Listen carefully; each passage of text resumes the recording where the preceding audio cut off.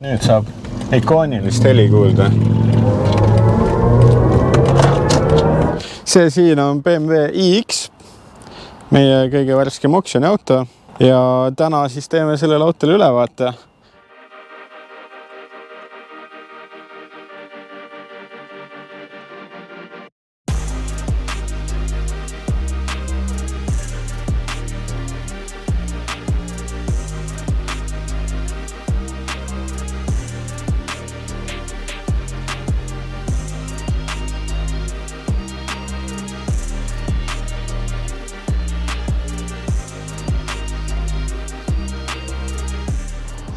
Muideks üks kõige uuem auto tegelikult ja tegelikult ka akupanga võrdluses kõige suurem, mis senini olnud nagu, et omaette. Lähme vaatame lähemalt.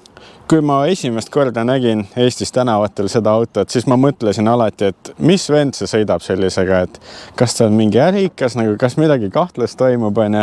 Ta näeb nii teistsugune ja selline eksootiline välja, et ei oskagi midagi arvata väga. Eriti kui tegemist on 2023 aasta autoga ja et kui ta nagu sel aastal, siis paar aastat tagasi tänasest, siis ta oli ikka täielik nagu UFO ja ta on tänaseni selles mõttes, aga inimene natukene on juba temaga võib-olla rohkem ära harjunud ja ma selles mõttes minu nagu see paar päeva kogemust, mis ma seda autot näinud olen, on samamoodi, et ta on ikka nagu, ta ei ole ainult sõiduauto, et ta on natuke selline UFO ka, et seest näeme kindlasti pärast veel, aga jah, välikujud samuti. Siin kohe iluvõre nagu peale joonistatud mingisugune pilt on ja sa ütlesid mulle varem, et see on self-healing, et see paraneb ise mingil põhjusel. Kriimu peale saad, siis peaks olema nagu päikse tulemusena, nagu BPF-il, kaitsekiledel siis. Et ma arvan, et mingi sarnane tehnoloogia tegelikult. Okei, BMW Neer on alles jäetud ühe sõnaga. Siis siin oli märk käib üles. Sealt saab panna klaasipesu. Mõideks kapoti lahti tegemine on kahe inimese töö, et tal on nagu mõlemal pool pärast näitan. Ja mis siin meil huvitavat või imelik on? No minu jaoks on võib-olla imelik see, et ma olen lihtne inimene, et ma ei tea, kas siia 22 tollist velgi oli vaja panna, aga siin ta on ja tegelikult on nagu rehvile ka mustrit jäänud ja täitsa mugav on sõita. Ütleks, et istub hästi alla. Ja, istub kindlasti ja ta on ikka selline family van, et ma ei tea, kas ma teen nüüd kellelegi liiga või ütlen valesti, aga tegelikult suuruse võrdluses on ta enam-vähem BMW X5-ga. Et X7 ta kindlasti ei ole, aga ta on ikka suur auto, et istuja on hetkel minu järgi. Ta üks hetk ma korraks näitan siin seda, et ukse link ei ole ka tavaline, sa paned siit alt oma käe sisse, vajutad nuppu. Aknad on raamita. Just, ja muideks keyless entry töötab paremini kui nagu siis vanematel BMW-del, et ta tegelikult võti juba tuvastab su läheduse ja ta unlockib siis, mitte see, et sa pead siin midagi puudutama. Intro klippi ajal oli ka, ma ei tea, kas keegi pani tähele, aga see lehvitas siin oma kõrvadega terve selle aja. Oli küll. Siis karbon, väga oluline, et auto kaalub tühimassina 2,5 tonni ja tegelikult on nagu väga kergeid materjale täis, ehk siis see akupank, mis siin on, et akupank on vist bruto nii-öelda aku suurus on 105 kilovatt-tundi, et see on autosid, millel on 50 akupank, et see on nagu väga suure akuga auto. Mida see suur aku talle annab ja võrdluseks eelmiste elektrikatega, mida me kanalil näidanud oleme? Väga realistlikult Tartusse ja tagasi annab, et niimoodi, et ei pea nagu selle pärast muretsema. Aga kui aku täis laadida, siis ma olen näinud seal sellist 600 kilomeetrist hetkel suvi ka, selles mõttes veidi leebem elektriautodele, aga kuskil 600 kilomeetrit näitab nagu range'iks. Et see on ikka väga palju. See on nagu minu mõistes on see nagu 2 korda rohkem kui teistel elektriautodel, mis olnud on. Päriselt kasutatav siis? Jah, aga elektriauto puhul on alati see, et kas sa sõidad seal maanteel nagu 130-ga või 110-ga, et seal tekib nagu suur vahe, et saab alati akust nagu kiiremini ka jagu. mulle meeldis see, et täiesti murevabalt võin istuda siin autos nagu niimoodi, et see iste on siis minu järgi. Ma olen 1,86 m või midagi sellist, et ruumi on nagu küll ja veel. Ja neljakesi on siin autos ikka väga mugav. Mingil põhjusel on siin tänapäeval nüüd 2 USB-C-d. Üks on arvutile, üks on telefonile, ma ei tea. Ja see on vist mingisugune BMW kinnitus, mis sa saad siia panna enda pintsaku või midagi. Ahaa. Väärt mainimist on panoramkatus. Sa võid kohe siit sisse minna. Ma saan sulle klikkida seda siit eest. Hops. Et panoramkatus on siis ühe nupuga kas udustatud või mitte. Et mingisugust katet ei ole ja lahti ei käi. Aha. Et tegelikult päris efektne. See peaks olema siis... Filmisin taevast, nii et võib-olla ei olnud aru saada, aga... Et selline Sky Lounge on lisana see minu arust BMW maailmas. Ja noh, muidu päris huvitav, et eks siin nagu saate kommentaarides anda märku, mis te arvate, aga must lagi... Mis värvi sisu see on siis nüüd? See on siukene punakas pruun äkki või... Kas ta on mingi ökonahk või? On küll, jah. Siin on see märgike ka. Ja siis mingid kuldsed detailid veel juurde. Pluss need nii-öelda kristallid või asjad siin. See on see Swarovski või kuidas kutsutakse? Et ütleme nii, et külmaks ei jäta, kas sulle meeldib või ei meeldi. Ma arvan, on selline aus kokkuvõte selle värvi kohta. Üldiselt pruuni salongi fänn ei ole ise. Aga siin nagu toimib. Üks asi, mis mulle tekitas meeletult muret enne seda, et ma loomulikult proovisõidul autoga ei käi enne, kui ma seal kuskil oksjonil selle ära klikin. Et mulle tekitas muret see iste, just esimesed istmed siis, et vaata nende kuju. Ja see on ka väga ebatavaline, nagu mõned teised asjad. Ta valgub päris korralikult üle siin. Ja ta on nagu selline taburet, et ta ei ole nagu auto iste, mis tekitas minule nagu muret. Aga tegelikult sa saad siin natukene sättida teda ja ta on tegelikult väga mugav iste. Hästi pehme on istuda siia tooli ja selline mersu moodi nupustik on siin ukse peal siis on. Ja siis mingisugused settingud on veel eraldi nagu siis iDrive menüüst. Kaasa arvatud massaaž ja... No, muidugi. Ikka. Hädasti on vaja. See Barranca on ka jälle mingi uue imeliku kuju saanud, et kindlasti, et sul tekiks arvamus, kas siis meeldib või ei meeldi. Enne nägin, kui me parklas olime klaas. Oi ja ikka see ka meeles, et see on soft close. Minu paha, sorry. Aga see klaasi kuju ja ukse kuju on ka sellise... See joon ei lähe otse siit, teeb korraliku nurga sisse. Minu jaoks, kuna need raamita nagu BMW uksed ei ole minu jaoks esimene kord, siis minu jaoks on üllatav, kui vaikne siin salongis on. Et nad on väga palju vaeva näinud jälle siin nagu selle struktuuri loomisega. Et seda on küll tunda, et keegi on nagu pead vaevanud sellega nädalaid. Et tegemist on elektriautoga, sa kuuled nagu igast tuulevilet piltlikult öeldes ja ta on nii voolujooneline, et ei teki mingeid meeletuid nagu mürakohti ja noh, täpselt need väiksed asjad, et ega see on põhjusega siin kõik. Et kui sul see link siin väljas oleks, siis see tekitab selle mingi tuulekoja ja see tekitab häält. Et siin on väga palju asju põhjusega tehtud. Et mitte, et ma kaitseks selle auto välimust, et see on nagu, jah, minu jaoks on ka veider, aga lihtsalt, et nii on.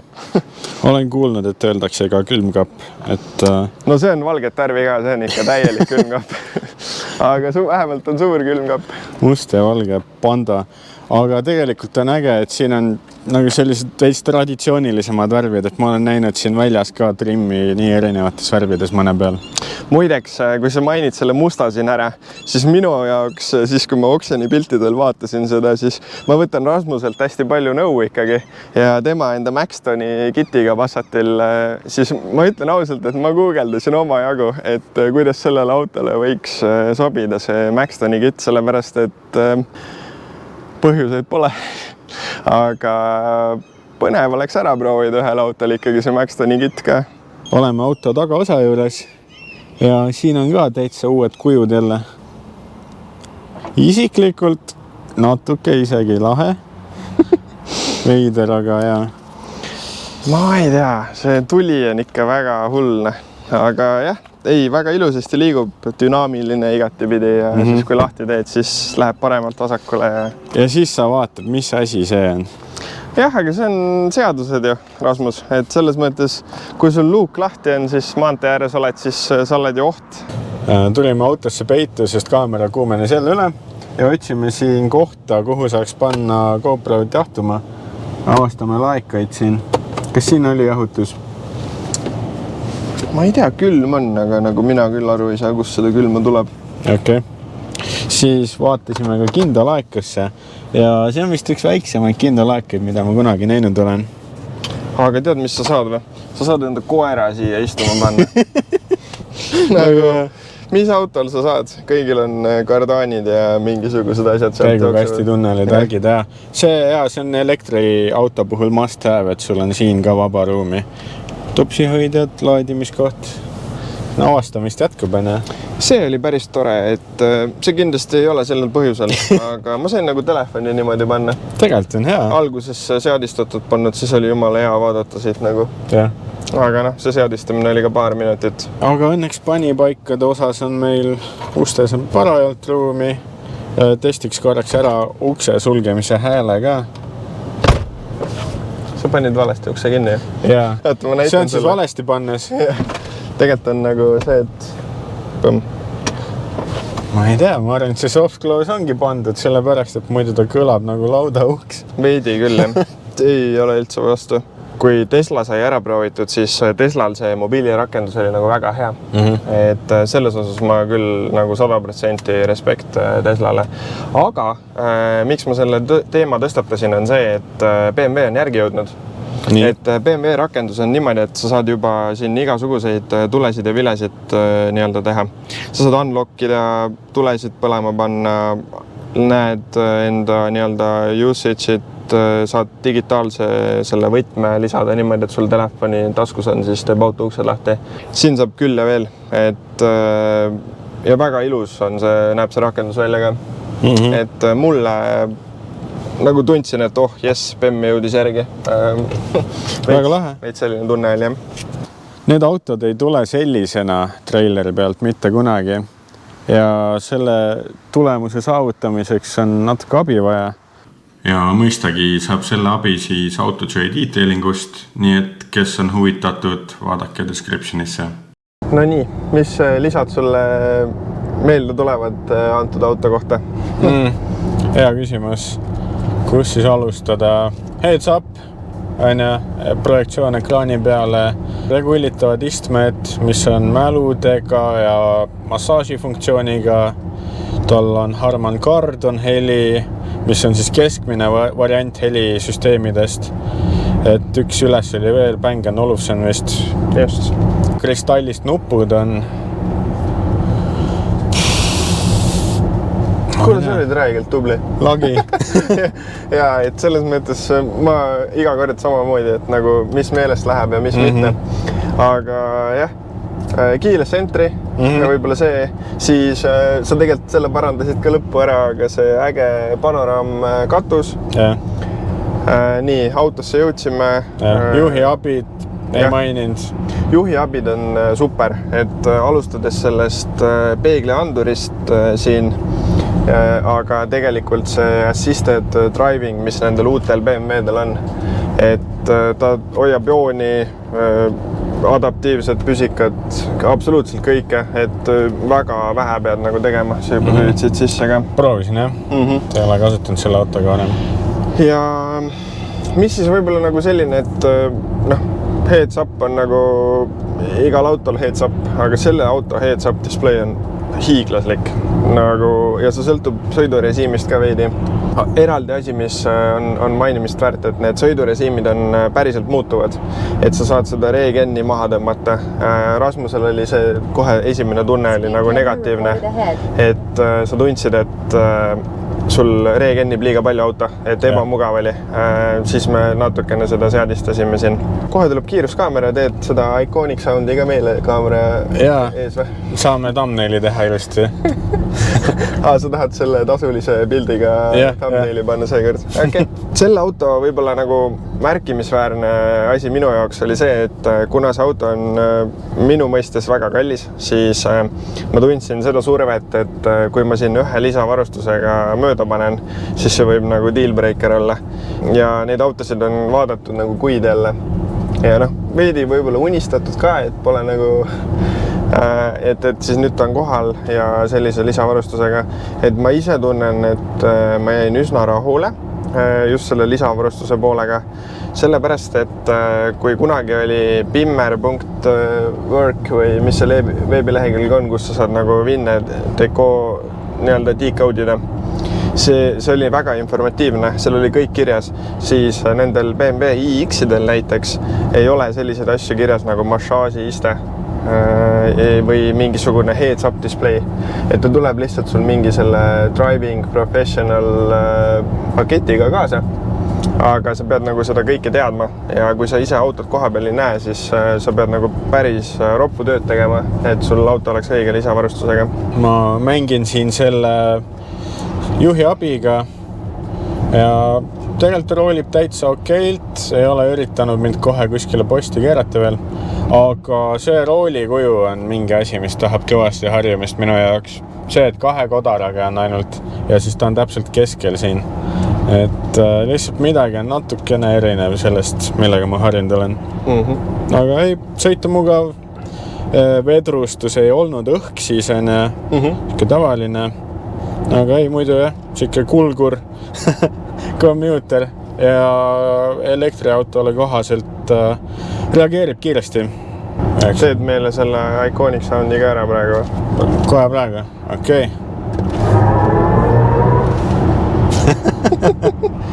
Väga veider lisa.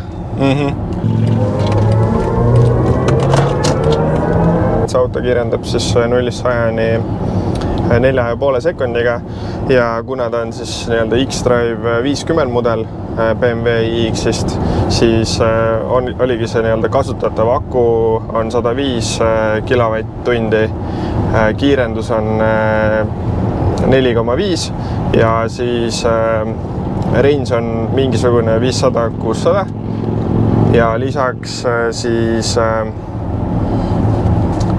tal on 385 kasutatavat kilovatti, mis peegeldub siis e-teeninduses 140 kilovattina, nagu elektriautodel see mingisugune kalkulatsiooni erinevus on.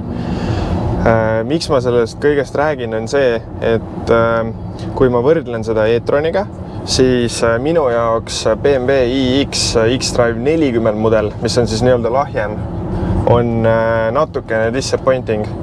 Ta ei ole piisavalt palju kilovatti, sest tal on 240 kilovatti.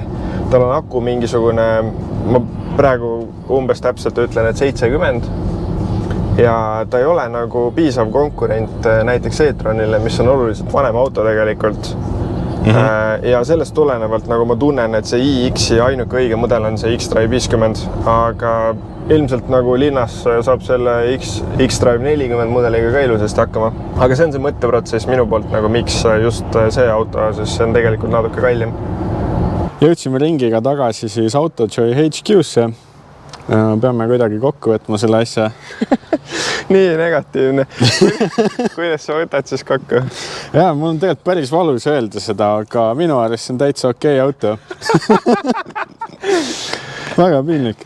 See paneb minule nagu selle surve, et mis ma nüüd ütlema peaks. Mul on nii, et ma selle välimuse osas olen nagu üsna selline 50-50. Aga kui ma selle autoga sõidan, siis ma tunnen, et kõik nagu toimib ja suht mugav on ja pere sõidutab ära ja kõik on nagu hästi. Ja lisaks see range ja kõik need muud nii-öelda nüansid, mis me siin videos tegelikult välja tõime. Ehk siis selle põhjal ikkagi mina sõidan selle autoga hea meelega. Välimuse jätamist nagu kõrvale ja maitse asi on ju. Video kokkuvõttes siis vaadake meie detailingu teenuseid, vaadake meie e-poodi. E-poes on just mõned uued G-Tehniku tooted tulnud, et hoidke ennast nii-öelda kursis ja näeme järgmises videos. Jep. Tšau! Tšau!